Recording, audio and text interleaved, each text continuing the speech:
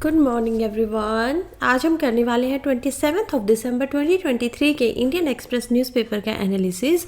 और मैं आपको शुरुआत में ही बता दूं कि आज का न्यूज़पेपर में भी बहुत सारे यूपीएससी से रेलिवेंट आर्टिकल नहीं आए हैं, तो इसी वजह से जो हमारे लिए रेलिवेंट है, जो हमारे सिलेबस के साथ कोरिलेट करता है, हम सिर्फ उसी को यहाँ पर देखने वाले हैं। तो छोटा यहाँ पर आपका दिखेगा कि ज़्यादा बड़ा हमने एक्सप्लेनेशन नहीं बनाया है।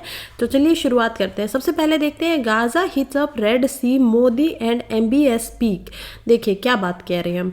हमें पता है गाज़ा और इजराइल के बीच में युद्ध चल रहा है, ठीक है। ये तो किसी से भी छुपा हुआ नहीं है, बहुत समय हो गया इस बात को होते हुए।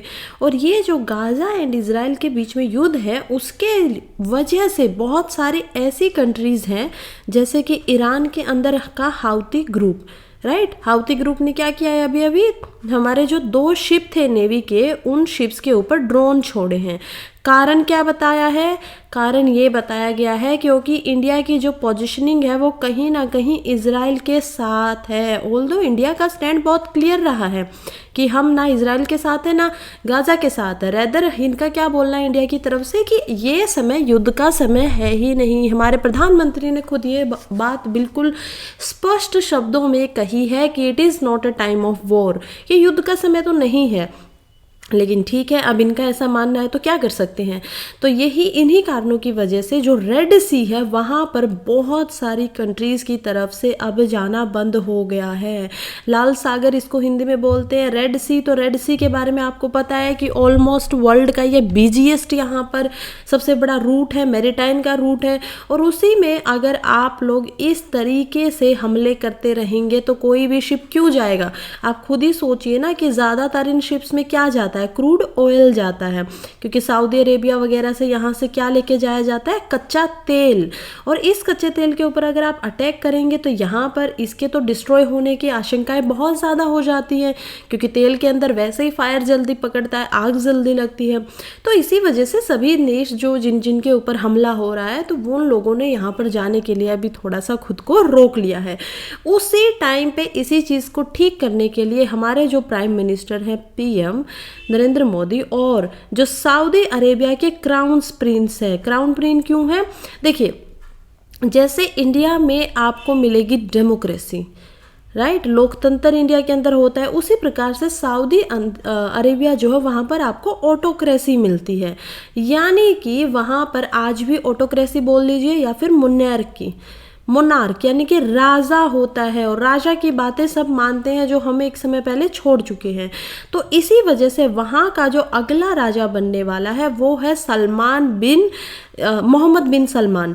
तो मोहम्मद बिन सलमान जो है वो वहाँ के इसी वजह से क्राउन प्रिंस है, कि क्राउन के प्रिंस वो वहाँ पर रह चुके हैं, अभी होने वाले राजा हैं वो। और इसी वजह से इन्हीं क्राउन प्रिंस के साथ, जो कि एक अच्छे मित्र हैं मोदी जी के, इस तरीके से ट्वीट कर बताया गया है, उनके साथ बातचीत हुई और वो कहते हैं कि ठीक है, हम लोग साथ में मिलकर ये जो समस्या ईरान जैसी कंट्रियाँ या और जो कंट्रीज प्रोवाइड करवा रही है उन पर बात करेंगे। इवन गाजा ने भी यहाँ पर रेड सी के अंदर कुछ एयर स्ट्राइक्स वगैरह डाले हैं, इजराइल की तरफ से भी ये सारी प्रॉब्लम दिखाई दे रही है। सो ये एक प्रॉब्लमेटिक सिचुएशन अभी यहाँ पर हो गई है, बिल्कुल हमारे सामने, आंखों के सामने ये है, और इसी पर काम किया जाने वाला है। नेक्स्ट चलते हैं। नेक्स्ट आर्टिकल इज अबाउट कि किस प्रकार से राजनाथ सिंह मिले हैं और उन्होंने बोला है नेवी के ऑफिशियल्स को कि जो भी इन अटैक्स के पीछे हैं उन पे हम काम जरूर करेंगे। एक और ऐसे खुद यहाँ पर इंटरनल सिक्योरिटी के प्रोस्पेक्ट से एक और न्यूज़ आई है जो कि बात करी है कि इंडिया के अंदर जो इजराइल की एम्बेसी है। देखिए, आपको पता होगा सबसे पहले तो कि सभी कंट्रीज़ के अंदर जो आपकी फ्रेंडली कंट्रीज़ होती हैं, खासकर ये फ्रेंडली कंट्रीज़ के ऊपर ही माना जाता है, उन सभी की आपकी कंट्री में एक एम्बेसी होती है, राइट। क्या होती है? एम्बेसी। और ये एम्बेसी के साथ जो ऑफिसर आते हैं उनको एम्बेसडर बोला जाता है, या राजदूत भी जिसे हिंदी में आप समझेंगे, एम्बेसी। सो दैट ये देश उस देश में रहकर अच्छे से काम कर सके किसी भी चीज़ के ऊपर, चाहे वो वीज़ाज पे हो, इसी वजह से इनको यहाँ पर बुलाया जाता है और इनको कुछ यहाँ पर प्रिविलेजेस भी दिए जाते हैं। क्या क्या प्रिविलेजेस दिए जाते हैं? जैसे कि इनको आप गिरफ्तार नहीं करेंगे, राइट, इनको इनकी कंट्री के ऊपर सारा का सारा भेजा जाएगा, कोई ऐसे ही इनके ऊपर कोई भी इल्ज़ाम नहीं लगाया जा सकता। इनको सिक्योरिटी प्रोवाइड करेगी जो होस्ट कंट्री होगी। दो कंट्रीज़ यहाँ पर हो गई है ना, जैसे इंडिया में इजराइल की एम्बेसी है, तो India is a host country क्योंकि वो होस्ट कर रही है, और एक है जो सेंड करने वाली कंट्री है, वो कंट्री जिसका इजराइल खुद बनेगा। तो होस्ट कंट्री यानी इंडिया की ये जिम्मेवारी बनती है कि वो इजराइल की एम्बेसी को यहाँ पर सेफ रखे। और इसी एम्बेसी के सामने जो कि न्यू दिल्ली के अंदर है, यहाँ पर कुछ लोगों ने छोटे मोटे हमले किए हैं। आप पूछेंगे कि यहाँ पर अटैक हमले किस तरीके से हुए? देखिए, यहाँ पर ना एक छोटा सा बहुत कम पावर का बॉम्ब को फोड़ा गया है, ठीक है, बहुत ही कम पावर, इसी वजह से एम्बेसी के सामने ये किया गया है और इसीलिए यहाँ पर किसी को इंजरी नहीं आई है, क्योंकि ये जो बॉम्बिंग हुई थी ये हुई है सिर्फ थ्रेट के लिए, डराने के लिए। और इसी वजह से यहाँ पर पुलिस को जब वहाँ पर जाते हैं तो ऑलरेडी एक थ्रेट लेटर भी मिलता है, यानी धमकी का लेटर मिलता है कि इंडिया को इस तरफ से यहाँ पर हेल्प नहीं करनी चाहिए इजराइल को, या इजराइल का स्टैंड नहीं लेना चाहिए, नहीं तो इंडिया के अंदर भी प्रॉब्लम्स दिखाई देंगी। और ये किसके ऊपर इल्ज़ाम लगाया जा रहा है? ऐसा माना जा रहा है कि ये शायद एक अननोन ग्रुप है जो पहले भी ऐसे ही लेटर कुछ लिखता था, जिस ग्रुप का नाम हो सकता है सर अल्लाह रेसिस्टेंट। तो क्योंकि ये जो ग्रुप है वो ऑब्वियस सी बात है इजराइल के एम्बेसी के बात फोड़ रहा है, तो नॉर्मल बात है, आप समझ सकते हैं कि ये किसके साथ होगा। ऑब्वियसली किसके साथ होना चाहिए? गाज़ा के साथ। तो सही बिल्कुल सही आप लोगों ने समझा है यहाँ पर। तो गाज़ा के साथ इनका यहाँ पर माना जा रहा है कि ये उन्हीं की तरफ से लड़ना चाहते हैं, उन्हीं की तरफ से बोलना चाहते हैं और इसीलिए ऐसी हरकतें कर रहे हैं। तो राजनाथ सिंह का बोलना है कि, और पुलिस का भी बोलना है कि हम इनको अच्छे से आइडेंटिफाई कर लेंगे क्योंकि CCTV कैमरा यहाँ पर बरामद हो गया, CBI इनकी इन्वेस्टिगेशन के अंदर आ चुकी है, तो ऑब्वियस सी बात है कि इनको पकड़ लिया जाएगा। ओके, चलिए नेक्स्ट पेज पे, अभी के लिए it's not important. Next page पे हम चलते हैं। सी राजा मोहन द्वारा आर्टिकल लिखा गया है और इस आर्टिकल को देखिए UPSC के पॉइंट ऑफ व्यू से काफ़ी इंपॉर्टेंट है, खासकर मेंस के अंदर आपका ये बिल्कुल सवाल आ सकता है। और इसी वजह से मैंने जो ये आर्टिकल है इसको ईजी बनाने के लिए काफ़ी टुकड़ों में बांट दिया है। मैं आपको उन्हीं हिसाब से समझाऊंगी कि आर्टिकल क्या क्या बातें कर रहा है। तो सबसे पहले जो सवाल है कि आर्टिकल है क्या और क्यों मेंस के लिए इंपॉर्टेंट है। मेन के लिए इंपॉर्टेंट हो सकता है GS पेपर 2 में। आर्टिकल है seeing the new south Asia, यानी कि यहाँ पर सी राजा मोहन पूछ रहे हैं क्या जो न्यू साउथ एशिया, क्या जो एक इंडियन सब कॉन्टिनेंट होता था जो 1990 के बाद में साउथ एशिया का यहाँ पर आपको एक तरीके से लीडर दिखाई देता था, क्या वो अब ख़त्म हो रहा है, क्या उसका इन्फ्लुएंस ख़त्म हो रहा है। तो ये एक बड़ा क्वेश्चन मार्क यहाँ पर उठाया गया। और जो ग्लोबल साउथ का एक तरीके से इंडिया खुद को लीडर बोलने लगा, और ग्लोबल साउथ क्या है? इक्वेटर से नीचे की सारी कंट्रीज़ को यहाँ पर ग्लोबल साउथ माना जा रहा है, ऐसा कुछ लोगों का मानना है, लेकिन ऐसा नहीं है। देखिए, अगर आप ऐसे सोचते हैं कि इक्वेटर से नीचे वाली कंट्रीज़ है तो ये बात ठीक नहीं है, क्योंकि वो नॉर्मली तो नॉर्थ साउथ इक्वेटर के द्वारा ही बांटा गया है। अब इक्वेटर क्या है? ये आपकी अर्थ है, और 0 डिग्री से जो हमने काल्पनिक रेखा बनाई हुई है 0 डिग्री पर, उसको इक्वेटर कहते हैं। उसके ऊपर जो आप 66 डिग्री पे ऊपर देखेंगे और 66.5 डिग्री या 66.6 डिग्री के ऊपर नीचे देखेंगे, ऊपर आप ट्रॉपिक ऑफ कैंसर को देखेंगे और नीचे आप ट्रॉपिक ऑफ कैप्रिकॉर्न को पाएंगे। तो ये 3 है। और यहाँ पे कुछ कंट्रीज जो है, जैसे इंडिया खुद नॉर्थ के अंदर आता है, ठीक है, 8 डिग्री के इधर यहाँ पर आपका इंडिया होगा। तो ये तो साउथ में नहीं है, ये तो नॉर्दर्न हेमिस्फीयर है और ये सदर्न हेमिस्फीयर है। तो ये जो आपका ग्लोबल साउथ है वो बांटा गया है थर्ड वर्ल्ड इकोनॉमिक कंट्रीज़ के द्वारा, यानी कि वो कंट्रीज़ जो अभी इकोनॉमी के हिसाब से डेवलपिंग स्टेज में है, डेवलप होना चाह रही हैं। और इसी के अंदर खासकर अफ्रीकन कॉन्टिनेंट जो है उनकी बहुत ज़्यादा कंट्रीज़ यहाँ पर हैं। और इसी वजह से इंडिया ने अब की बार जब G20 की लीडरशिप यहाँ पर इंडिया के पास थी तो उन्होंने AU को भी यहाँ पर G20 के अंदर सदस्यता दिलवाई। AU क्या है? African union. और EU क्या है? European union, right. तो AU में अराउंड 57 कंट्रीज़ हैं और EU के अंदर अराउंड 27 to 28 कंट्रीज़ हैं।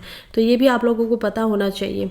अब हम बात करते हैं कि ये सारा सिनेरियो हमें समझ में आ गया है। हमें समझ में आ गया है कि ठीक है, बात की जा रही है यहाँ पर इंडिया की, जो एक लीडर जैसी कहीं ना कहीं उसकी एक पोजीशन बनती है 1990 के बाद, जो कि इंडस्ट्रियलाइजेशन, ग्लोबलाइजेशन और लिबरलाइजेशन जैसे कंसेप्ट इंडिया अपने अंदर लेके आता है कि हम आगे बढ़ेंगे, अपनी इकोनॉमी को थोड़ा सा प्राइवेटाइजेशन की तरफ भेजेंगे, थोड़ा सा उसको लिबरल बनाएंगे, खोलेंगे उसको कि ठीक है दूसरे लोग भी आकर यहाँ पे इन्वेस्ट कर सकते हैं, प्लस ग्लोबलाइजेशन करेंगे, हम पूरे ग्लोब के अंदर ट्रेड जो हमारा उस रेट को बढ़ाएंगे। और उसी हिसाब से इंडिया के जो साइड के जो खासकर नेबरिंग कंट्रीज़ होती थी उनके ऊपर रिश्ते जो होंगे उनको अच्छा करेंगे। जैसे हमें आज भी पता चल रहा है कि मोदी जी जब आते हैं तो 2014 के अंदर ही जब आप फॉरेन पॉलिसी पढ़ेंगे तो क्या एक पॉलिसी लेके आते हैं, लुक ईस्ट पॉलिसी, यानी ईस्ट की तरफ देखो। हमेशा से क्या पॉलिसी रही थी, लुक वेस्ट, यानी कि आप वेस्ट की तरफ देखो, USA वगैरह इन तरफ तरीके से। तो ये लुक ईस्ट पॉलिसी है ना, इसका मतलब था कि जो आपके ईस्ट में कंट्रीज़ हैं, वेस्टर्न कंट्रीज़ को छोड़ के जो इंडिया के ईस्ट में कंट्रीज़ हैं उनकी तरफ यहाँ पर ध्यान दिया जाए। और ये पॉलिसी तब से लगातार चल रही है। छोटे छोटे जो इंडिया के नेबर्स हैं, छोटे छोटे जो इंडिया के पड़ोसी हैं, जिसमें नेपाल, भूटान, मालदीव्स जैसे हम देशों को देख पाएंगे, उनके ऊपर इंडिया उनको एज ए सस्टेनेबल कहीं ना कहीं अपनी जो उनकी हेल्प है वो करता है, उनको सुरक्षा प्रदान करता है। लेकिन पिछले कुछ समय से सिचुएशन अलग हो रही है। क्यों हो रही है, अब हम पहला पॉइंट देखेंगे। देखिए, मैंने आपको बैकग्राउंड समझाया, अब मैं आपको पॉइंट वाइज समझाऊंगी। ऑलमोस्ट मैंने यहाँ पर 7 पॉइंट्स में इस पूरे आर्टिकल को बांटा है। तो पहला आर्टिकल हम देखते हैं कि क्या प्रॉब्लम आ रही है इंडिया के साथ। तो सबसे पहली जो प्रॉब्लम है इंडिया के साथ वो है challenges in India's neighbourhood. India के जो नेबरहुड है, इंडिया का जो पड़ोस है, उसमें इंडिया को कुछ प्रॉब्लम्स दिखाई दे रही है, न्यू दिल्ली को कुछ प्रॉब्लम्स दिखाई दे रही हैं। और उसका कारण यहाँ पर क्या है, तो इसका एक एग्जाम्पल अगर मैं आप लोगों को बताऊँ तो हम लोग ये देख पाएंगे कि कैसे अभी नए नए जो मालदीव्स है वहाँ पर इलेक्शन हुए थे।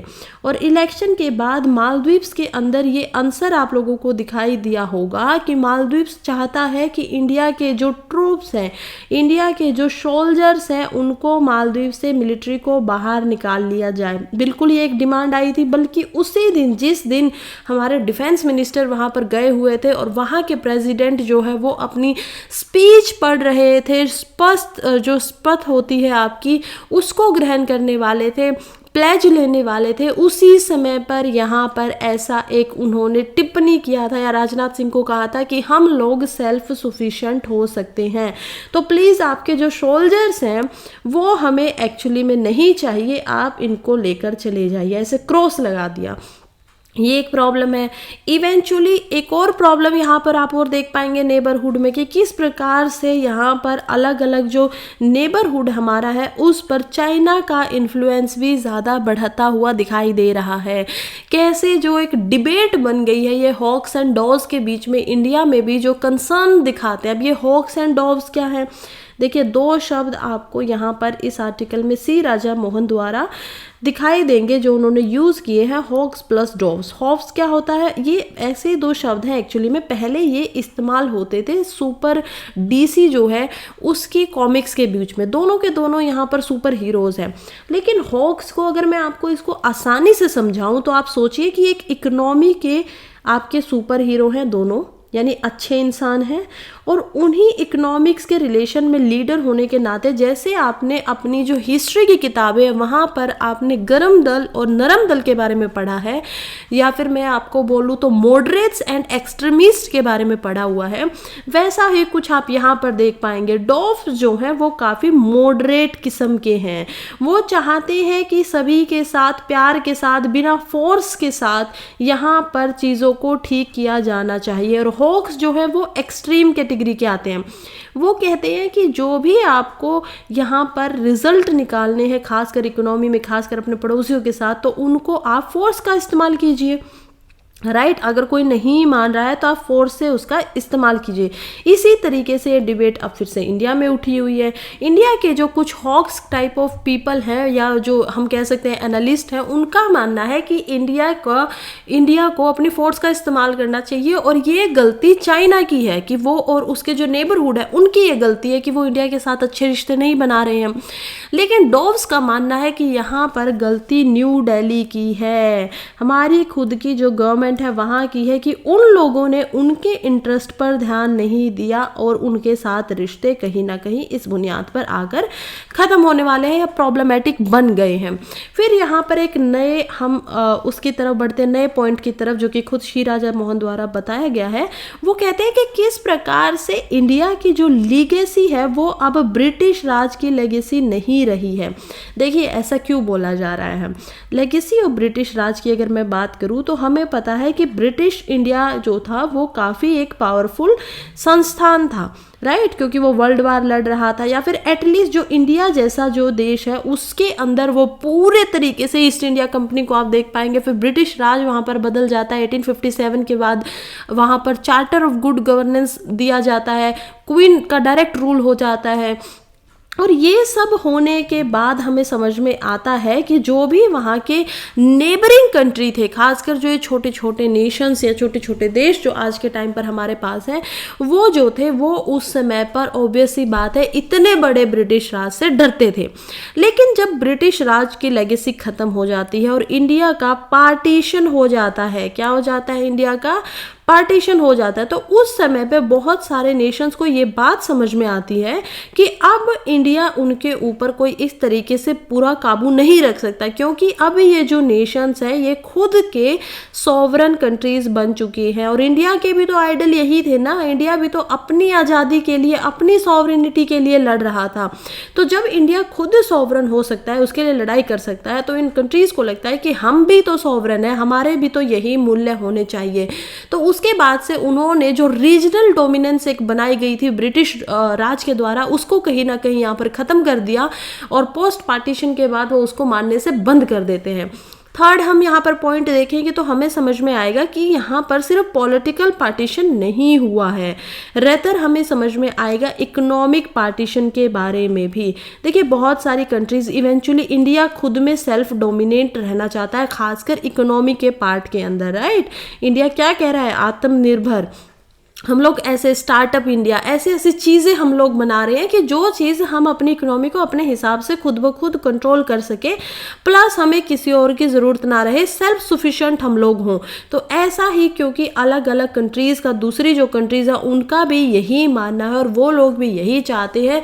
और इंडिया की जो डेवलपमेंटल चॉइसेस हैं उनकी वजह से जो वो बॉर्डर को सिक्योर कर रहा है, अपने बॉर्डर्स पे ज़्यादा के ज़्यादा फेंसेस लगा रहा है, अपने बॉर्डर्स को ज़्यादा सिक्योर बना रहा है, वो कहीं ना कहीं इकोनॉमिक कोऑपरेशन को होने से रोक रही है दूसरे देशों से के साथ।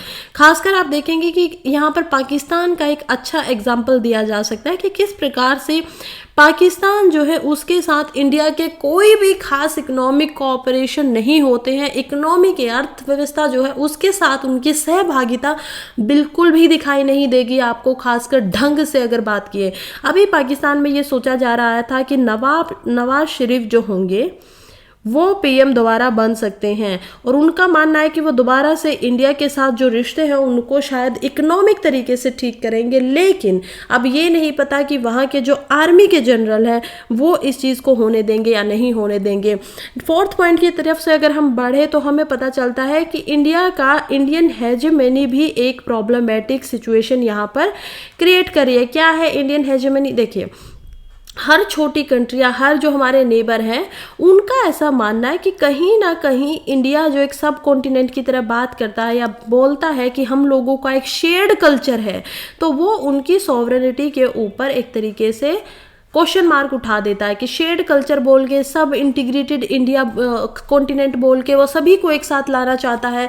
लेकिन जब बात आती है अलग अलग टर्म्स की, जैसे कि अखंड भारत, तो ये जो अखंड भारत विजन आपको दिखाई दे रहा है, यानी भारत, वो भारत जो कि अखंड है, जो कि पार्टीशन नहीं हुआ, उसके अंदर आप नेपाल को भी देखेंगे, अलग अलग जो हमारे और नेबर्स हैं उनको भी देख पाएंगे, तो ये दूसरे नेबर्स को पसंद बिल्कुल भी नहीं आता है। खासकर जो इंडिया की रीजनल विजन्स है, रीजन के हिसाब से जब वो चीज़ों को देखते हैं, चाहे वो यूनिफाइड सब कॉन्टिनेंट की बात करें या अखंड भारत की बात करें, ये उनके जो नेबर्स के एलीट हैं, आप नेबर्स में भी तो वहाँ के पॉलिटिकल लीडर्स होंगे ना, एलीट होंगे ना, तो उनके द्वारा काफ़ी सस्पेंशन के साथ उसको देखा जाता है, काफ़ी उनकी नज़रों में एक शक होता है कि इंडिया जो ये बातें कर रहा है, कहीं वो उनको डोमिनेंट तो नहीं करना चाहता है उनकी नेशनल सॉवरेनिटीज़ को। तो ये भी एक समस्या इंडिया की तरफ से यहाँ पर इस रिलेशन में दिखाई दे रही है। नेक्स्ट पॉइंट की तरफ अगर बढ़े तो फिर हमें समझ में आएगा, ये पूरा का पूरा मैं आप लोगों को एक तरीके से मेंस का आंसर यहाँ पे दिखा रही हूँ कि क्या क्या समस्याएं अभी हमारे पास है। नेक्स्ट हम पॉइंट की तरफ बढ़ेंगे तो हमें समझ में आएगा कि इंडिया का इन्फ्लुएंस क्या क्या है नेबर की पॉलिटिक्स के ऊपर। तो नेबर पॉलिटिक्स का 5th पॉइंट पे हम पहुंच गए हैं कि नेबर जो होंगे, नेबरिंग पॉलिटिक्स, उसमें इंडिया किस तरीके से यहाँ पर इन्फ्लुएंस रख रहा है।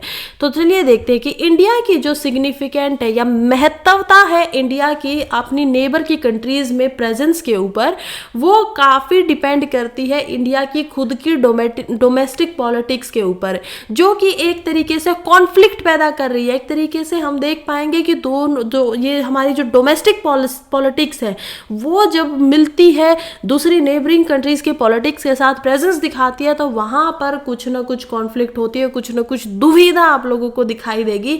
और इसी वजह से ये सिचुएशन जो क्रिएट होती है, तो कुछ लीडर्स ऐसे हो जाते हैं जो कि प्रो इंडिया बन जाते हैं। जैसे मालदीव्स का जब इलेक्शन हो रहा था तो हमें समझ में आ रहा था 2 लीडर एक साथ लड़ रहे थे, एक लीडर था प्रो इंडिया और दूसरा लीडर जो था वो था एंटी इंडिया, क्योंकि उनको कुछ पॉलिटिक्स जो है, कुछ पॉलिसीज जो है वो बिल्कुल भी पसंद नहीं आ रही थी। तो आखिर में जीता जो वो था एंटी इंडिया प्रो वाले लीडर। तो ये सिचुएशन काफ़ी अभी एक प्रॉब्लमेटिक स्टांस दिख रही है कि कैसे कुछ कंट्रीज जो है वो कभी इंडिया की साइड ले रहे हैं, कुछ लीडर्स उन कंट्रीज के अंदर, और कोई बिल्कुल एंटी इंडिया होकर प्रो चाइना हो जा रहे हैं। तो ये भी एक समस्या है। और सबसे बड़ी बात 6 नंबर पर अगर हम पहुंचते हैं 6 पॉइंट के ऊपर, तो ये पता चलता है कि किस प्रकार से जियोपॉलिटिकल डायनामिक्स जो है वो भी तो बदल रहे हैं ना। देखिए, जियोपॉलिटिक्स की जब बात करते हैं तो जियोपॉलिटिक्स सबसे पहले होता क्या है? जियोपॉलिटिक्स होता है आपका ज्योग्राफी के हिसाब से जो पॉलिटिक्स हो रही है, यानी कि इंटरनेशनल पॉलिटिक्स, नॉर्मल सी भी, ठीक है, सिंपल भाषा में बोले तो जो पूरे ग्लोब के ऊपर पॉलिटिक्स हो रही है। तो ये जो हमारा रीजन है ना, जो हम साउथ एशिया की बात कर रहे हैं, वो कहीं ना कहीं एक शिफ्ट ले रहा है इंटरनेशनल पावर डायनेमिक्स के अंदर। खासकर जब चाइना की पावर बहुत ज़्यादा इन्फ्लुएंस कर रही है, बहुत ज़्यादा बढ़ रही है, और मिडल ईस्टर्न कंट्रीज जो है उनका रोल भी यहाँ पर बढ़ता हुआ दिखाई दे रहा है। इन 2 कारणों के अलावा हमें यह भी समझ में आता है कि कैसे कुछ इंटरनल कॉन्फ्लिक्ट्स भी हैं वेस्ट के अंदर, और जब वेस्ट में वो इंटरनल कॉन्फ्लिक्ट है तो वो ईस्ट में भी हो रही है सब कॉन्टिनेंट के। तो कहीं ना कहीं जो इंडिया का एक उपमहाद्वीप आप देख पाएंगे, तो यहाँ पर पाकिस्तान, अफगानिस्तान और मिडल वेस्ट, यहाँ पर प्रॉब्लम्स है। इधर वेस्ट की तरफ ईस्ट में अगर हम बात करें तो यहाँ पर आप चाइना प्लस रशिया को देख पाएंगे, जो कि मिडल ईस्ट में अपना इन्फ्लुएंस बना रहा है। तो कहीं ना कहीं एक आपका पावर डायनामिक्स का बहुत बड़ा शिफ्टिंग हमें दिखाई दे रही है। फिर आप पूछेंगे कि मैम, क्या इंडिया को इतनी ही प्रॉब्लम हो रही है जब चाइना से, तो क्या उसको रोका नहीं जा सकता है? तो मैं आपको बता दूं कि सी राजा मोहन भी यहाँ पर यही बात बोलते हैं। वो कहते हैं कि देखिए, चाइना वर्ल्ड की 2nd लार्जेस्ट इकोनॉमी है। हालांकि ऐसा नहीं है कि इंडिया कम है, इंडिया भी वर्ल्ड की अभी 5th लार्जेस्ट इकोनॉमी है, लेकिन यूएसए के बाद में चाइना 2nd लार्जेस्ट इकोनॉमी हो जाती है। प्लस चाइना सबसे बड़ी, फिर से मैं बोल रही हूँ, 2nd ही नंबर पर उनके पास दुनिया में सबसे बड़ी मिलिट्री भी है। अगर आप चाहते हैं कि आप इतनी बड़ी एक सुपर पावर की तरह दिखने वाली इकोनॉमी के साथ प्लस इतनी बड़ी मिलिट्री के साथ लड़ना चाहते हैं तो भी कितना ही लड़ेंगे, राइट, कितने ही रिसोर्सेज का यहाँ पर नुकसान होगा। तो उनकी पावर के इन्फ्लुएंस को तो अभी नहीं रोका जा सकता है, एटलीस्ट अभी की जो इंडिया की सिचुएशन है, खासकर जब रशिया उसके साथ प्लस हो जाता है तो हम देख पाएंगे कि किस तरह से बहुत सारी जो अलग अलग कंट्रीज हैं हमारी जो साउथ एशिया के कॉन्टिनेंट के अंदर, जिस शेयर्ड कल्चर की हम बात करते हैं कि हमारा कल्चर एक जैसा है, चलिए एक जैसे मिलकर रहते हैं, उनके ऊपर बहुत ज़्यादा चाइना और रशिया का साझा हमें इन्फ्लुएंस दिखाई देता है। खासकर रशिया का रोल थोड़ा कम है, ये रोल ज़्यादा आपको मिडल ईस्ट में दिखाई देगा, लेकिन चाइना का रोल तो यहाँ पर बहुत ज़्यादा है। और लास्ट में अगर बात किया जाए तो कहीं ना कहीं एक पॉइंट यहाँ पर ये भी आता है कि हमारा खुद का जो सब कॉन्टिनेंट है, खुद का जो उप महाद्वीप है, वो भी अमर्ज कर रहा है, यानी कि अभी जन्म ले रहा है, एक तरीके से बड़ा हो रहा है, रिजॉल्व कर रहा है। तो अमर्जिंग सब कॉन्टिनेंट से मेरा क्या मतलब है, देखिए सब कॉन्टिनेंट खुद में इवॉल्व कर रहा है, अपना स्ट्रक्चर को बदल रहा है, अपनी शेप को बदल रहा है, अपनी इकोनॉमिक ओरिएंटेशन को बदल रहा है। और आज अगर मैं बात करूं तो इंडिया को क्या करना चाहिए, इंडिया को फिलहाल अभी ज़रूरत है कि वो इन चेंजेस के हिसाब से अडेप्ट कर ले, क्योंकि अलग अलग जो कंट्रीज़ हैं वो भी अलग अलग तरीके से यहाँ पर आगे बढ़ रही है। तो इंडिया को हार ना मानते हुए यहाँ पर अडेप्ट कर लेना चाहिए इस चीज़ को, ताकि इससे क्या होगा, जो भी चेंजिंग ये हो रहे हैं वो अदरवाइज इंडिया के ऊपर आउटडेटेड आइडियाज़ बनकर ना रह जाए। इसीलिए इंडिया को भी अपनी पोजीशन का थोड़ा ध्यान रखना चाहिए। और एट द एंड क्या बात करेंगे कि इंडिया के पास इतनी कैपेबिलिटी है कि वो खुद के इंटरेस्ट को यहाँ पर सेफगार्ड कर सके और उसका जो इन्फ्लुएंस है उसको अपने नेबरहुड में बता सके या बढ़ा सके। लेकिन इसको अच्छे से करने के लिए, इफेक्टिवली इसको करने के लिए, खासकर इंडिया का जो परस्पेक्शन आपको दिखाई देगा, परसेप्शन जो होता है, नजरिया जो होता है इंडिया का, एक तरीके से वो आउटडेटेड नहीं होना चाहिए, यानी पहले का नहीं होना चाहिए कि 1990s में जो इंडिया ने एक अपना नज़रिया बनाया था सभी चीज़ों को एनालाइज करके, अब वो सिचुएशंस नहीं है। अब यहाँ पर और भी कंट्रीज़ हैं वो अपना अच्छा भला समझती हैं, वो अलग तरीके से काम कर रही है, उनके ऊपर इन्फ्लुएंस है दूसरी कंट्रीज़ का। तो उन आउटडेटेड आइडियाज़ को छोड़ के इंडिया को यहाँ पर अपने नेबर्स के ऊपर अपना इन्फ्लुएंस एक्सपेंड करने की ज़रूरत है, लेकिन इफेक्टिवली करने की ज़रूरत है। खासकर जो चेंजेस हो रहे हैं जियोपॉलिटिकल लैंडस्केप के ऊपर, उस रीजन को भी यहाँ पर इंडिया को एक्सेप्ट कर लेना चाहिए। तो काफ़ी इंपॉर्टेंट आर्टिकल था, आई होप आप लोगों को अच्छे से समझ में आया होगा। नेक्स्ट हम चलते हैं, INS Imphal inducted into the navy, its feature combat capabilities. क्या क्या कैपेबिलिटीज यहाँ पर दिखाई देंगी, देखिए बात कर रहे हैं INS इम्फाल की। सबसे पहले INS होता क्या है, आप लोगों ने बहुत बार इस शब्द को सुना होगा नेवी के, हमारी जो इंडियन नेवी है उसके उपलक्ष्य के अंदर। तो INS का मतलब होता है इंडियन, I से होता है इंडियन, N से होता है नेवी और S से होता है शिप। यहाँ पर इंडिया के नेवी के शिप्स की बात की जा रही है। यहाँ पर अगर एक नया हमने इम्फाल के नाम से एक नया शिप बनाया है INS इम्फाल के नाम से, और जो सबसे पहला यहाँ पर इंडिया का शिप था, वो आप में से कोई मुझे बता सकता है कि इंडिजीनियस सबसे पहला इंडिया ने कौन सा शिप बनवाया था नेवी की तरफ से? तो चलिए, अगर आप लोगों को याद आ गया है तो इट्स अ वेरी गुड, नहीं याद आया है तो मैं आप लोगों को बता दूं कि इंडिया का जो सबसे पहला इंडिजीनियस एयरक्राफ्ट कैरियर जिसको बनाया गया था, यानी कि वो एयरक्राफ्ट को कैरियर करके लेके जाता था, वो था INS विक्रांत। जी बिल्कुल, विक्रांत इनका नाम है। और ये बहुत ही बड़े शिप यहाँ पर उस टाइम पे बनाए गए थे, आज तक भी इतना बड़ा इंडिया ने नहीं बनाया है। ये 262 मीटर लंबा होता था, आप सोचिए मीटर कितना बड़ा होता है। इसी के हिसाब से अगर मैं आपको इसकी चौड़ाई बताऊं तो वो 62 मीटर की चौड़ाई इसकी थी। और कितने टन ये लेके जा सकता था किसी चीज़ को या भार को, तो इसका पे लोड जो होता था वो होता था 43,000, यानी कि 43,000 टन जो भी आपके सामने अगर आएगा सामान होगा, तो इसमें इतनी कैपेसिटी है कि वो इसको लेकर आगे बढ़ सकता है, लेकर एक जगह से दूसरी जगह तक पहुंचा सकता है।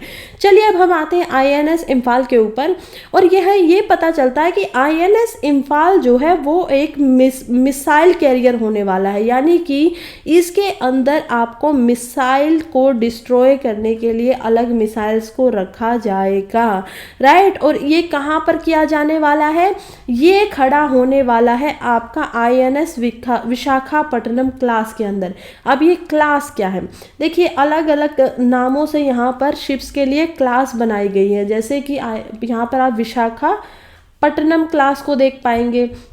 इसके अलावा यहाँ पर हमें दूसरी क्लास मिलती है जो कि प्रोजेक्ट 15 के अंतर्गत बनाई गई थी। क्या था प्रोजेक्ट 15?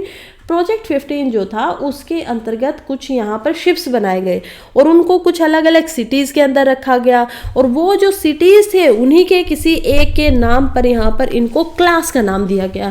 जैसे कि मैं आपको पहले बताऊँ तो प्रोजेक्ट जो 15A बना था वो एक बना था कोलकाता क्लास के नाम से। तो कोलकाता जो क्लास का नाम था उसमें 3 गाइडेड मिसाइल्स बनाई गई थी। कब बने थे ये? प्रोजेक्ट बी जो था वो आपका था 1997 से लेके 2001 तक, और प्रोजेक्ट 15A या 15B जो बनाया गया था वो बनाया गया था 2014 से लेकर 2016 में। और इस कोलकाता क्लास के अंदर 3 शिप्स का निर्माण किया गया। क्या किया गया? 3 शिपों का निर्माण, और इन 3 शिप्स के अंदर 3 गाइडेड मिसाइल होती थी। उनको पहले ही गाइड कर दिया जाता है कि आपको कहाँ पर जाकर कहाँ पर हमला करना है, राइट। तो इसीलिए इसके अंदर 3 गाइडेड मिसाइल्स थी। तो ये जो 3 गाइडेड मिसाइल्स है कहाँ कहाँ पर आपकी होती थी, तो मैं अगर आपको बताऊं तो एक जो मिसाइल है वो होती थी INS कोलकाता के अंदर खुद ब खुद। दूसरी जो होती थी वो होती थी INS यहाँ पर कोची के अंदर। कोची का आप जब इधर की तरफ जाएंगे ईस्टर्न घाट की तरफ तो आप इन सभी की जो लोकेशन मैं बता रही हूँ उनको मैप के ऊपर आराम से आइडेंटिफाई कर सकते हो। और तीसरा जो यहाँ पर था वो था INS चेन्नई। तो ये 3 जो है ये 3 आती हैं आपकी कोलकाता क्लास के अंदर। ये पूरे INS है और उन्हीं के अंदर गाइडेड मिसाइल्स है। फिर यहाँ पर एक दिल्ली क्लास भी है। अब दिल्ली क्लास क्या है, हमने ऊपर विशाखापट्टनम क्लास को देखा है, हमने अभी कोलकाता क्लास को देख लिया, अब हम देखने वाले हैं दिल्ली क्लास को। तो दिल्ली क्लास जो है वो फिर से मैं आपको बताऊं कि इसके अंदर भी ये वही प्रोजेक्ट है जो कि 15 के अंदर बना था। और ये कब बनाया गया है? ये बनाया गया है 1997 से लेकर 2001 तक। इसके अंदर दिल्ली क्लास जो है उसमें हम फिर से 3 यहाँ पर उनको देख पाएंगे। तो कौन कौन से 3 शिप है, और इन 3 शिप्स के अंदर भी यहाँ पर कुछ मिसाइल्स वगैरह को देखा जा सकता है। जैसे पहला शिप यहाँ पर होगा INS दिल्ली के अंदर। तो INS Delhi obviously Delhi class है तो वो यहाँ पर मिलेगा ही, क्योंकि कोलकाता में हम ये बात समझ चुके हैं। सेकेंड यहाँ पर आप लोग पाएंगे INS मैसूर के अंदर। मैसूर के अंदर यहाँ पे होगा। और थर्ड यहाँ पर मैसूर कहाँ पे है? कर्नाटका। थर्ड यहाँ पे आपको मिलेगा INS मुंबई के अंदर। यानी कि कोलकाता क्लास जो है वो है आपकी ईस्टर्न घाट पर, और दिल्ली क्लास जो होगी, अगर प्रीलिम्स में ये सवाल आ जाता है तो दिल्ली क्लास कहाँ पर है? वो है आपकी वेस्टर्न घाट के ऊपर। तो ईस्टर्न और वेस्टर्न घाट क्या है ये आप लोगों को अभी पता होना चाहिए। अगर नहीं पता है किसी को तो चलिए मैं फिर से एक बार संबोधित करके बता देती हूँ। ये आपको जो इंडिया का, यहाँ पर ये गुजरात है, इंडिया का आप जो नीचे का हिस्सा देख पाएंगे तो जो इधर का हिस्सा है ये है आपके पूरे वेस्टर्न घाट कोस्ट से मिलते हुए, यहाँ पर पहाड़ियाँ है, ये छिद्र है काफ़ी, और इधर की तरफ आपके होते हैं ईस्टर्न घाट। तो ये आपके क्या है? ईस्टर्न घाट से, और ये क्या है? वेस्टर्न घाट। और कोलकाता क्लास किधर है? क्योंकि यहाँ पर बंगाल आप देख पाएंगे और बंगाल के अंदर ही कोलकाता है, तो कोलकाता क्लास इधर आपके पूरे ईस्टर्न घाट को कवर कर रही है, और यहाँ पर आपके वेस्टर्न घाट को कवर किया जा रहा है दिल्ली क्लास के द्वारा। तो ये हमें समझ में आ गया। अब हम बात करते हैं बिल्डिंग ऑफ INS इम्फाल के बारे में। सबसे पहले कि इनको बनाया किसके द्वारा गया है, तो मैं आपको ये बता दूं कि अभी तक के जितने भी ये 3 शिप्स को बनाया गया है ना, खासकर अभी मई के अंदर एक और नया शिप बनने वाला है INS सूरत के नाम से।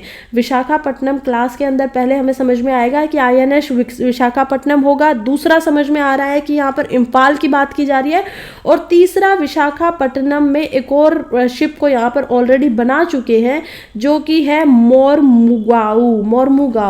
तो गांव के ऊपर किसी के 2022 में ही ये बन चुका था। इम्फाल यहाँ पर हम देख पाएंगे कि इम्फाल बन चुका है 2023 के अंदर। और मैं आपको ये भी बता दूं कि सूरत बनने वाला है यहाँ पर 2024 के अंदर। तो ये प्रीलिम्स के हिसाब से भी काफ़ी इंपॉर्टेंट न्यूज़ है, काफ़ी इंपॉर्टेंट, आपको पता होना चाहिए सारे के सारे ये कहाँ कहाँ पर बने हुए हैं। इनको बनाने वाला कौन है। अगर हम विशाखापट्टनम क्लास की बात करते हैं, देखिए अभी तक 3 क्लासेस के बारे में हम समझ चुके हैं। एक क्लास है कोलकाता क्लास, दूसरी क्लास है विशाखापट्टनम, तीसरी क्लास है दिल्ली क्लास। तो यही 3 क्लास के अंदर अलग अलग शिप है। और अगर हम बात करते हैं कि यहाँ पर INS विक्रांत जो था वो किस क्लास में बनाया गया था, तो INS विक्रांत जो था वो पहले कोई क्लास होती ही नहीं थी। 1997 से ये बात हो रही है ना कि हमने इसको बनाया है। तो देखिए अब हम बात करते हैं, ये आप लोगों को अभी तक सब कुछ इन्फॉर्मेशन आई है अच्छे से समझ में आ रही होगी। यहाँ पर मैं बात कर रही हूँ अभी कि इनको बनाया किसके द्वारा गया है। तो INS जो विशाखापट्टनम है उन सभी के सभी तीनों शिप्स को यहाँ पर बनाया गया है Mazagaon dock shipbuilding, Mazagaon dock shipbuilding limited. तो ये जो है ये आपको एक कंपनी का नाम मिलेगा MDSL, इनके द्वारा ये बनाए गए हैं। अगर इनके डिज़ाइन की बात करूँ कि इनका डिज़ाइन भी तो बनाया गया है ना, तो डिज़ाइन की बात अगर हम करें तो डिज़ाइन यहाँ पर किया गया है वारशिप डिज़ाइन ब्यूरो के द्वारा, वारशिप डिज़ाइन ब्यूरो। तो WDB के द्वारा ये बनाया गया है और ये खुद इंडिया के नेवी का ही in house warship design entity है। यानी कि ये ऑफिशियली कोई और कंपनी नहीं है, रेदर ये इंडिया की नेवी का ही खुद का एक पार्ट है, उन्हीं की एक डिज़ाइन की एंटिटी यहाँ पर है। फिर हम देखते हैं कि INS इम्फाल को बनाने के लिए क्या क्या चीज़ों का ध्यान रखा गया है। तो सबसे पहले तो यहाँ पर 3 चीज़ें होती हैं। देखिए 3 चीज़ें क्या क्या होंगी। सबसे पहले यहाँ पर ट्रायल्स करेंगे तो उसमें होता है, एक होता है आपका कील लेंग, यानी कि आपने सबसे पहले कोई चीज़ को बनाया और उसके बाद आपने उसका थोड़ा बहुत टेस्ट किया। सबसे पहले जो पहले की एक परंपरा है जिसमें क्या होता था कि एक शिप जो आपका बन जाता था, मान लीजिए ये आपका एक बड़ा शिप बनाया गया है, राइट, ये बोट जैसा दिखाई दे रहा है लेकिन कुछ इस प्रकार से। तो ये अब आपको थोड़ा बहुत शिप के जैसा दिखाई दे रहा होगा। तो ये एक शिप यहाँ पर बड़ा सा बनाया गया है और पहले जो शिप होते थे वो लकड़ी के शिप होते थे, तो उनके ऊपर जो एक फाइनल लकड़ी होती थी उसको रखकर यहाँ पर ये एक सेरेमनी बनाई जाती थी। लेकिन क्योंकि अब ये हमारे शिप लकड़ी के नहीं होते हैं, मेटल के शिप होते हैं थोड़े ज़्यादा स्ट्रॉन्ग बनाने के लिए, तो अभी इनको पानी के अंदर उतार कर एक फाइनल सेरेमनी ये कर दी जाती है कि ठीक है नील लेइंग सेरेमनी हो गई है। उसके बाद आपकी सेकेंड स्टेज आती है किसी भी शिप के अंदर, यहाँ पर इंडियन नेवी जब करता है तो लॉन्चिंग स्टेज, यानी कि उस चीज़ को लॉन्च कर दिया गया है। उसके बाद आपकी थर्ड स्टेज आती है यहाँ पर कमीशनिंग, कि जो हम बात कर रहे थे जिस भी चीज़ की, जिस शिप की बात कर दी गई थी उसको ऑफिशियली कमीशन कर दिया गया है कि वो ठीक है, बिल्कुल यूज़ के लिए परफेक्ट है, उसको यहाँ पर खड़ा कर दिया गया है, अब वो यहाँ पर काम करेगा। तो ये हम लोगों को समझ में आता है। और फोर्थ होती है जो लास्ट स्टेज होती है किसी भी शिप के जीवन में इंडियन नेवी के अंदर, डीकमीशनिंग, यानी कि उनको डीकमीशन भी कर दिया जाता है after certain number of years के बाद। तो कुछ समय के बाद जब उनका काम खत्म हो जाता है तो उनको डीकमीशन कर दिया जाता है। ये 4 स्टेजेस का यहाँ पर इस्तेमाल होता है। उसके अलावा अगर मैं आपको बात करूँ तो इनको बनाता कौन है, किसके अंडर हमारी नेवी आती है, तो ये तो बहुत ईजी सी बात है कि मिनिस्ट्री ऑफ डिफेंस के अंदर ये आएगी। ऊपर भी हमें समझ में आया कि जब हमारे नेवी के शिप्स के ऊपर ड्रोन से अटैक हो रहा था तो वहां पर कौन आया था इनको सांत्वना देने के लिए या फिर कड़े कठोर शब्दों का इस्तेमाल करके कि हम उनका पता लगाएंगे, कौन आए थे, डिफेंस मिनिस्टर राजनाथ सिंह आए थे। तो वो आए क्योंकि उनके अंदर पूरी आर्मी, नेवी और जो आपकी एयरफोर्स होती है वो दोनों के दोनों ही यहाँ पर आती है। तो डिफेंस के जो मिनिस्टर हैं, मिनिस्टर, वो यहाँ पर आए थे। आई होप आप लोगों को जो भी शॉर्ट में मुझे सारी चीज़ें बतानी थी वो मैं बता चुकी हूँ। अब कुछ डाटा फैक्ट है जो आप लोगों को ज़्यादा याद नहीं रखना है। अभी तक जो मैंने एक एक इन्फॉर्मेशन आई है वो आप लोगों को अच्छे से याद होनी चाहिए। आप उसका एक शॉर्ट नोट बना सकते हैं या फिर एक माइंड मैप भी बनाकर रख सकते हैं। तो कैपेबिलिटीज़ की बात की जा रही है कि इनके अंदर कितनी ज़्यादा कैपेबिलिटी है। अगर 4 शिप्स की बात की जाए तो ये 163 मीटर की लेंथ है इनमें, और इनकी चौड़ाई की बात करें तो ये 17.4 मीटर चौड़ाई रखते हैं। डिस्प्लेसमेंट की बात की जाए कि कितने ज़्यादा सामान को एक जगह से दूसरी जगह पर लेकर जा सकते हैं, क्योंकि ये सामान के लिए नहीं बने हैं, रेदर मिसाइल के लिए बने हैं, तो इसीलिए इनकी जो कैपेसिटी है वो कम है। तो यहाँ पर 7400 टन तक की जो आपका वजन है इसको ये उठाकर एक जगह से दूसरी जगह तक जा सकते हैं। उससे भी ज़्यादा ये काफ़ी ज़्यादा फास्ट है। इनकी अगर मैक्सिमम स्पीड की बात की जाए तो ये 30 नॉट्स तक की मैक्सिमम स्पीड पर घूम सकते सकते हैं। और मिनिमम इनकी जो रेंज है, यानी कम से कम ये कहाँ तक आपका फायर कर सकते हैं, वो है 4000 नॉटिकल माइल्स। यहाँ पर नॉटिकल माइल्स का इसी वजह से यूज़ हो रहा है क्योंकि यहाँ पर समुद्र की बात हो रही है। जहाँ पर भी आपको समुद्र की बात आएगी वहीं पर नॉटिकल माइल्स का इस्तेमाल होगा। और 200 नॉटिकल माइल्स ऐसे होते हैं जो हर कंट्री के इनके अंदर, यानी कि उसके समुद्र का वो भाग किसी कंट्री का भाग माना जाता है। तो 4000 तक के नॉटिकल माइल्स तक ये फायर करवा सकते हैं, उसको मैक्सिमम रेंज तक भेज सकते हैं। फिर अगर हम बात करें तो क्रू के अंदर कि कितने लोगों को ये सपोर्ट कर सकता है, तो इनके अंदर ऑलमोस्ट 350 क्रू के मेंबर रह सकते हैं। उसमें क्या क्या होगा, इंक्लूडिंग यहाँ पर 250 जो होंगे वो सेलियर होंगे, यानी कि जैसे नॉर्मल आर्मी के सोल्जर होते हैं उसी प्रकार से, और 50 यहाँ पर अलग से ऑफिसर्स भी आ सकते हैं। तो टोटल यहाँ पर बात करें तो काफ़ी ज़्यादा होगा, यानी कि 300 इधर और 350 ऊपर, तो ऑलमोस्ट 650 लोगों को यहाँ पर अच्छे से मतलब कि ये सस्टेन कर सकता है, रख सकता है अपने अंदर। फिर हम बात करते हैं कि ये मल्टीपल फायर जोन्स के साथ आ रहा है, यानी कि इसके अंदर अलग अलग, आपने देखा होगा कभी किसी शिप को तो उसके अंदर फायर जोन होते हैं। फिर से हमें शिप एक बनाना पड़ेगा। चलिए, यहाँ पर एक शिप आपको इस तरीके का दिखाई दे रहा होगा। इस शिप के अंदर आपको अलग अलग जगह पर कुछ इस तरीके से दिखाई देता है, राइट। तो ये जो आप शिप इधर की तरफ देख पा रहे हैं, ये शिप के कुछ ऐसे हिस्से होते हैं जहां से फायरिंग की जाती है। यूजुअली यहाँ पर पहले एक तरीके से कुछ इस तरीके का लटका होता था जिससे कोई चीज़ों को आप खींच सकते थे, पकड़ सकते थे, लेकिन अब ये जो जगह है यहाँ पर यूजुअली गन्स होती है और यहाँ से आपकी फायरिंग की जा सकती है। तो इसी तरीके से यहाँ पर भी मल्टीपल, बहुत सारे, आप एक दो नहीं देख पा रहे हैं ना। इसी तरीके से जो शिप है उसकी दूसरी तरफ भी ऐसे फायरिंग के आपको दिखाई देंगे। तो ये मल्टीपल फायरिंग सिस्टम को बनाया गया है, जो कि अगर मान लीजिए लड़ाई हो जाती है तो बैटल के डैमेज सिस्टम को भी बनाया गया है कि किस प्रकार से लड़ाई का जो डैमेज है उसको कम कर दिया जाए, प्लस उसको ढंग से यहाँ पर सस्टेन किया जाए, या उसको रोका जाए, या उसको कंट्रोल किया जाए। फिर यहाँ पर बात की गई है कि एक नया एक तरीके सा प्रोटेक्शन यहाँ पर बनाया गया है। क्या है वो प्रोटेक्शन? प्रोटेक्शन का यहाँ पर नाम है TACS। TACS से क्या मतलब है? TACS से मतलब है total atmospheric control system. Total atmospheric control system जो है TACS, वो पूरी की पूरी प्रोटेक्शन देता है। आपके अगर एटमॉस्फेयर के ऊपर कोई केमिकल या फिर कोई बायोलॉजिकल या न्यूक्लियर आपके ऊपर हमला हो रहा है, थ्रेट हो रहा है, तो वो उससे पूरी की पूरी प्रोटेक्शन करेगा क्रू की। तो ये एक state of art combat management system यहाँ पर बनाया गया है, जो कि ऐसे खतरों को पहले ही भाप लेता है कि मान लीजिए कोई न्यूक्लियर हमला करने वाला, और वहाँ से वो पहले ही समझ जाएगा कि ऐसा कुछ थ्रेट है, ऐसा कुछ यहाँ पर हो सकता है। तो ये एक AI के साथ, या फिर हम बोल सकते हैं कि काफ़ी बड़ा स्टेप यहाँ पर अभी तक का लिया गया है। फिर हम अगर और बात करें तो यहाँ पर इसके अंदर जो विशाखापट्टनम क्लास है उसके अंदर कौन सी मिसाइल्स रखी जा सकती है। हम कब से बात कर रहे हैं कि मिसाइल्स के लिए है, वॉर के लिए है, तो इसके अंदर हमें देखने को मिलेगा कि ब्रह्मोस जो इंडिया की इंडिजीनियस यहाँ पर मिसाइल सिस्टम है, उनको यहाँ पर रखा जा सकता है। उसके लिए सरफेस से सरफेस, यानी जमीन से सरफेस से वो जाएगी और सरफेस पे जाकर ही टकराएगी। तो ये एक मिसाइल सिस्टम के लिए यहाँ पर बनाया गया है सरफेस की, ताकि उसको अच्छे से ये लोग रख सके, सस्टेन कर सके।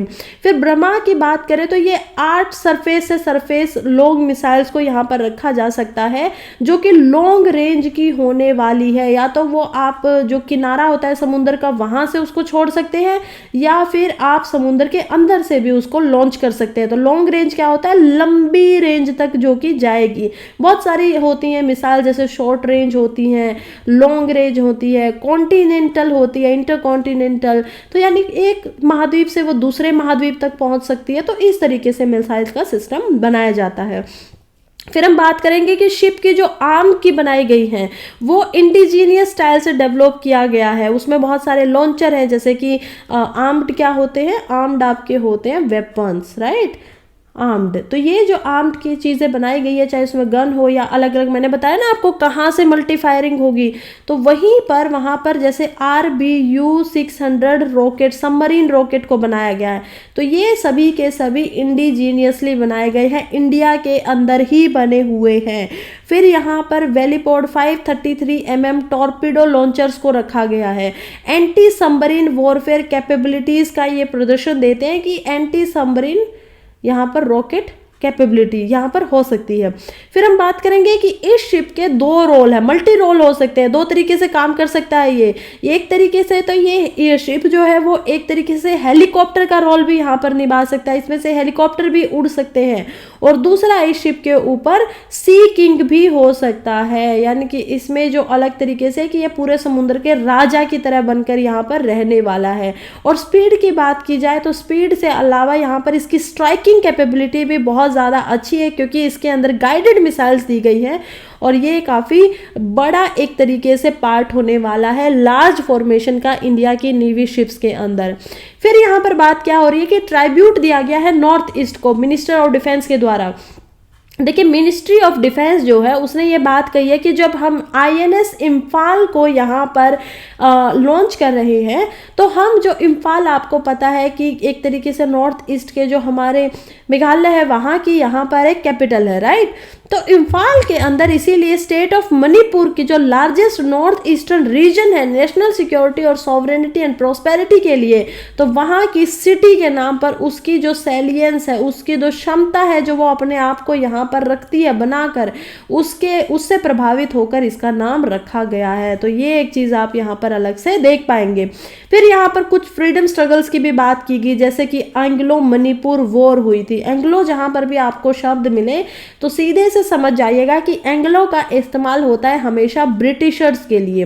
तो एंग्लो आपको बहुत सारी वॉर्स हिस्ट्री में पढ़ने को मिलेंगी, जैसे एंग्लो मराठा वॉर हुई है, एंग्लो सिख वॉर हुई है, एंग्लो आपको कार्नेटिक वॉर दिखाई देंगी। तो एंग्लो मतलब कि अंग्रेजों के साथ प्लस दूसरा जिसके साथ भी। तो ऐसे मणिपुर में जो हुई है वो हुई थी 1891 के अंदर। या फिर चाहे हम बात करें नेताजी सुभाष चंद्र के बोस की, जिन्होंने INA का जो फ्लैग बनाया था वो पहली बार 1994 के अंदर मोरियागा, या फिर जो इम्फाल की बैटल हो रही थी ब्रिटिश के साथ और इंपीरियल जैपनीज फोर्सेस के साथ, वहां पर होस्ट किया था।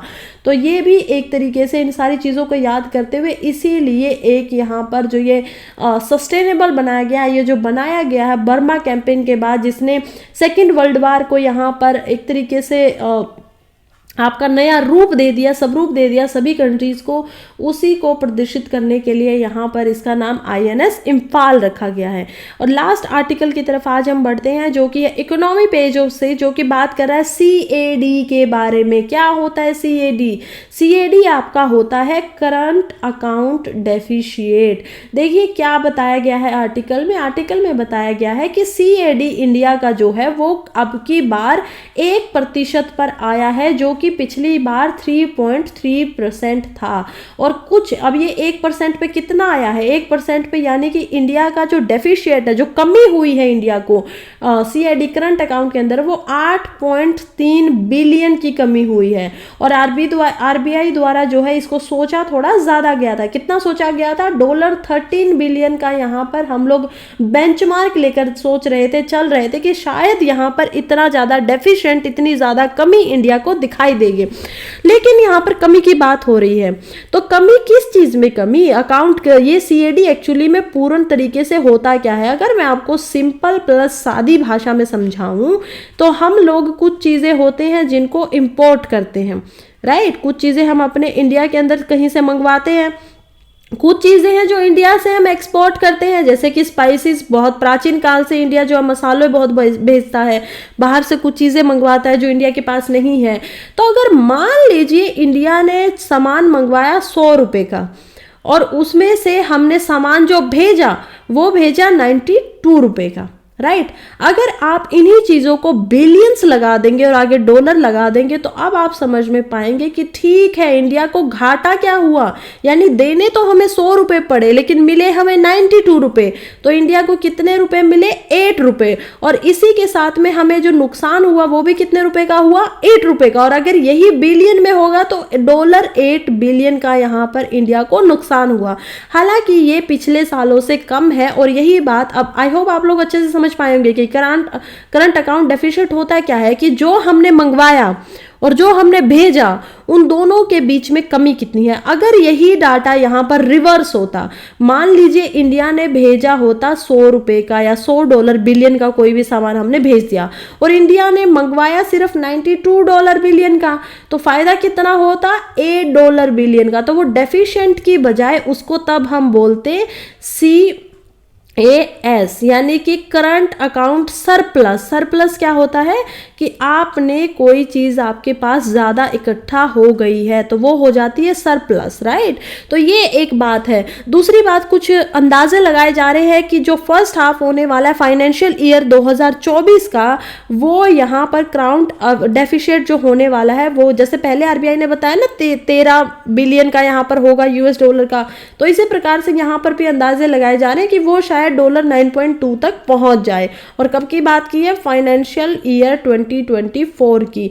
क्वार्टर्स की बात हुई है तो एक साल में हमें पता है 4 क्वार्टर होते हैं, 3-3 महीने का एक क्वार्टर होता है। कभी भी फाइनेंशियल ईयर हमारा इंडिया का शुरू कब से होता है, तो शुरू होता है 31 मार्च से। तो यहाँ पर मार्च और अप्रैल मई जून ये जो महीने आपको दिख रहे हैं पहले क्वार्टर में आते हैं। यानी जो जनवरी फरवरी और मार्च होता है, यानी 1 अप्रैल को आप लगाएंगे तो ये होता है किसी भी ईयर का हमेशा फाइनेंशियल ईयर का क्वार्टर 4 और नेक्स्ट ईयर में ये आता है। तो इस तरीके से दिखाई देगा। तो फाइनेंशियल ईयर का जो क्वार्टर 1 शुरू होगा वो 2024 में अप्रैल से शुरू होगा, right. April May and June ये 3 महीने जो होंगे ये क्वार्टर 1 माने जाएंगे। तो ये भी आपको पता होना चाहिए क्योंकि बजट सेशन हमारा सबसे पहला सेशन होता है पार्लियामेंट में, और उसी की वजह से जब बजट सेशन को आप देख पाएंगे, पार्लियामेंट में 3 सेशन होते हैं ना। सबसे पहले होता है आपका बजट सेशन, दूसरा आपका होगा यहाँ पर मॉनसून का सेशन, और थर्ड जो होगा वो अभी चल रहा था जो कि खत्म हो चुका है, वो होगा आपका विंटर सेशन। तो ये 3 सेशन होते हैं और जो बजट सेशन होता है वो भी आपका होता है अप्रैल मई और जून के अंदर। तो इसी का यही कारण होता है कि पूरे फाइनेंशियल आपका बजट उस समय पे जो मिनिस्टर ऑफ आपके ये होते हैं फाइनेंस होते हैं उनको यहाँ पर प्रस्तुत करना पड़ता है। तो खैर आई होप आपको बिल्कुल अच्छे से सब कुछ समझ में आ गया होगा। तो चलिए यहीं पे हम अपने आर्टिकल को प्लस हमारे न्यूज़पेपर को दोनों को खत्म करते हैं। Thank you so much for being here, अभी तक जो यहाँ पर जुड़े हुए हैं, और पढ़ते रहिए, आगे बढ़ते रहिए। All the very best.